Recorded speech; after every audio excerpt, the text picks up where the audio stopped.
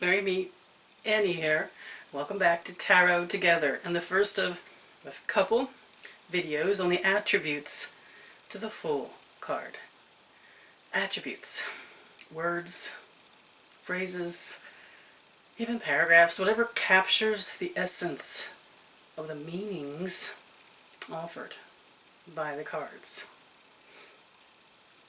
The repeating pattern, the cycle they represent, our experience of them.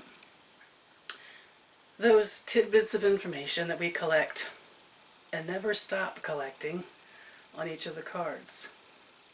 It might be things we read online, in books, see in videos.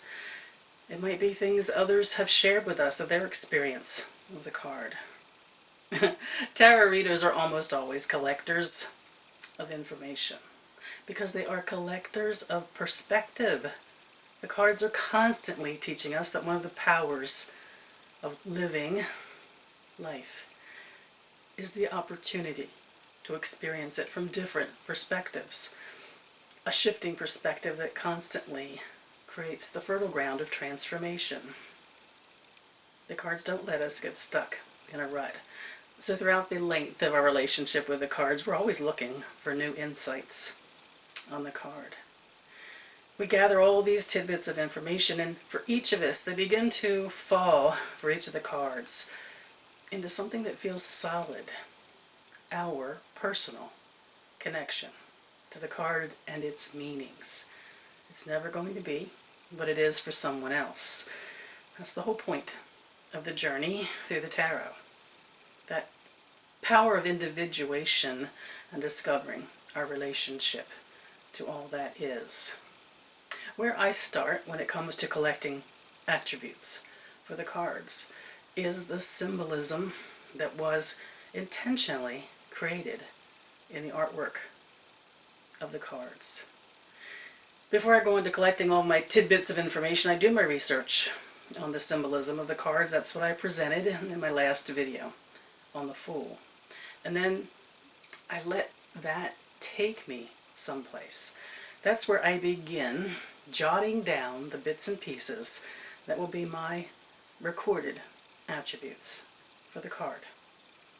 For instance, if we think of the symbolism on the Fool card, I begin my journey into collecting, writing down and making notes on attributes by thinking of the symbolism on the card. Thinking of what it means in the world of the Fool, and what it means if I am the Fool, or I am prepared to listen, to pay attention to the Fool's lessons for me. For instance, if we think about the symbols on the Fool's card, and where a collection of attributes, personal attributes, begins. That spiritual sun in the upper right-hand corner. What does it mean? Personally, what sense of something greater than a guiding spirit or a force in life, a presence of ancient wisdom, is part of the Fool's card for us? Collecting attributes begins with jotting down what that spiritual sun provides as a learning opportunity and an inspiration. What about those far distant, ice-covered mountains? What that far vista could represent in the way of wisdom. What about the chasm below?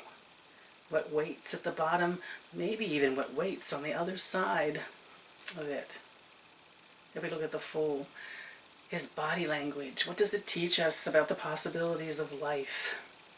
What about that laurel wreath on his head, representing victory? What about that tiny leaf, you know I'm also fascinated with, at the base of the staff? What does that mean? What could it mean if I were telling the story of the Fool? What about the mysterious contents of the wallet? What about me? Is the journey I've made in my life so far, and the things I bring with me, and whether I am either too attached to them or ignorant of my own wisdom? What if that prepares me for the future? What about the dog? What it might represent as a sense of what encourages or what puts me in touch with my most basic, primal animal instincts. Am I knowingly dancing at the edge of the abyss? Or am I totally ignorant of what it might represent? If you look at all those things in the symbolism of the cards and you jot down your personal takeaways, you have begun to collect attributes for the card. And then the journey into collective wisdom, what others have discovered, what's become traditionally associated with the card, that begins. The research and collecting of information. Not because the information you collect will necessarily be the given for you, but if we're working with tarot, we acknowledge we are working with collective wisdom, the power of all humankind to explore and to grow in relation to. So the wisdom of others matters. We then, of course, decide from that what matters of that the most to us. My technique for collecting the attributes to any of the cards is to start from the symbolism, then spend time journeying in that card myself, jotting down my impressions of what that card could possibly teach me. And then I begin the collecting of the bits and pieces from all the resources I use to study. I start collecting it all very haphazardly. Now the reason I'm sharing this is, in a way this series is all about me because it's how I go about studying the tarot and how I learn the tarot. It's a way for me to learn more from those of you who have been kind enough to share your thoughts with me so far. Wonderful opportunity for me to learn and grow. And I know that for many of you who are just beginning, it seems like it's overwhelming how to take on study. So I'm sharing how I took on study. First, spending time with the card with no outside knowledge to get my impressions of it. Then studying the symbolism of the card. Then being with the card in my heart and soul. And that's where I start jotting down attributes and meanings that I personally would ascribe to the card via the impression it has given me and the power of its symbolism, its intended meaning. Then I go about, like a patchwork quilt, collecting the rest of the attributes for the card, going to all the resources I use standardly. Very haphazardly, I create a document where I start tossing in bits and pieces of the assumed traditional meanings and attributes, and also thoughts where that takes me when I consider those in relation to what my first impressions of the card has been, and how I think they do or do not relate to the symbolism and the way the card has begun speaking to me. And as I'm jotting down those things, and single lines jotted down on a computer page, sometimes early on, sometimes after a while, patterns begin to appear in all those at first seemingly disconnected jottings.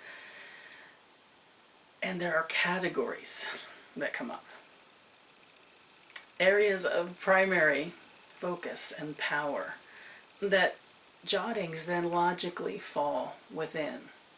I don't like to go out there and find those that someone else has written, or even the ones that are considered to be traditional, and then force the notes and the thoughts that come into my head into those categories.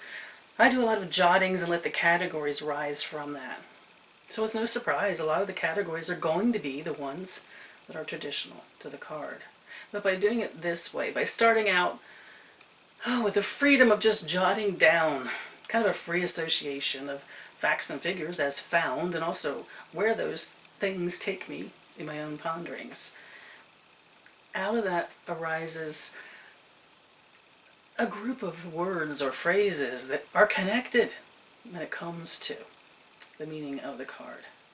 And I start assigning categories to my jottings. And like I said, if a category I see someplace moves me to explore it further, I'll use someone else's category.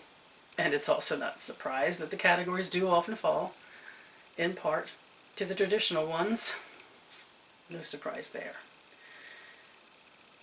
And how I do that, because I like to work logically, is after I have that period of like free association and jotting down everything I find regarding attributes for the cards. Then, when I start seeing the patterns, I put the name of a pattern at the top of my Word document. For instance, if it were the Fool, beginning and beginning again would be one of those categories. I would start seeing words and phrases that all describe the energy of beginning and beginning again. And I move all those phrases into one group and link them to the category beginning and beginning again. My goal when I have finished, in the moment, my collections and jottings down, is to have everything aligned to a category. And if anything in the end hangs outside of a category, it gives me an opportunity, usually, to explore those hanging bits more. To see if there's a new way of experiencing the card that they represent. So in the end, my research has a list of categories at the top that you click on, and when you click on it, it takes you to the group of words and phrases I have in my heart assigned to that. So in the end, out of that free form, pages of jottings, the collecting of information, becomes something organized. Why this works for me is the something organized is organized in my brain and my heart and my soul. I haven't accepted the categories anybody else has put things into, although I will borrow what appeals to me from categories I see out there. It often makes me think from a different perspective. But in the end, my collection of bits and pieces is truly personal. I'm not so sure how the bits and pieces within it differ. They do to a certain extent, but perhaps not in a great extent from anybody else's collection of tarot attributes for any given card. I think the power comes in how I categorize them. Because in the end, while I collect all those many words and phrases, what lives the most powerfully in my mind when I pull the card are the categories I have created. Maybe because they're simpler and less words, maybe because they capture a feeling. All those words listed underneath each of the categories, they represent an energy. They're different ways of describing a similar, the same energy.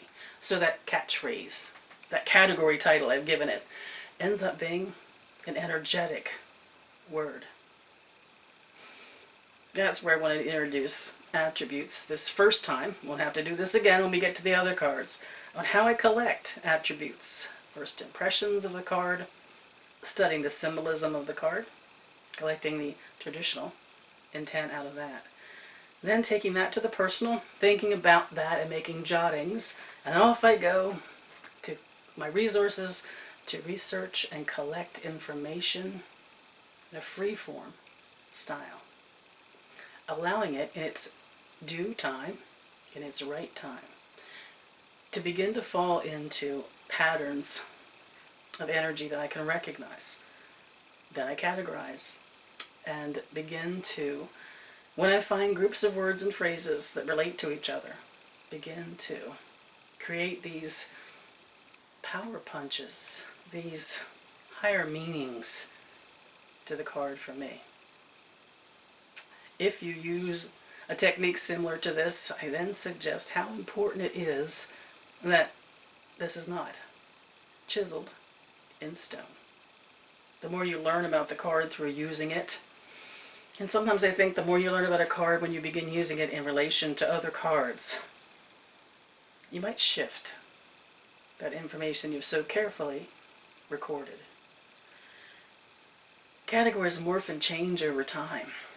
You add collections of words and impressions, and there are new categories that arise. And you might see some of the categories you collected in your earlier studies in a new way, where the names change or they're rearranged. The power of it is you're never done. But it's not like you're never done because it's an endless task. You're never done because every day you're different in relation to your life, represented by the cards. You see new things. You experience new things. Every day has its own perspective of power and wisdom. And that becomes, in a way, your record, your personal record in relationship to the tarot. This collecting of information and categorizing it and bringing things down to their essence, it's probably the place wherein lies the power of the tarot for that personal transformation and evolution at the mundane living of life and at the spiritual, energetic level of living life. I wanted to share this to show you how I get to even having attributes, and the next video will be sharing of my attributes for the Fool card. I'd welcome your thoughts on this in the comments below, and if you're participating in our Facebook group, and the following page will link you to that. Mary Part.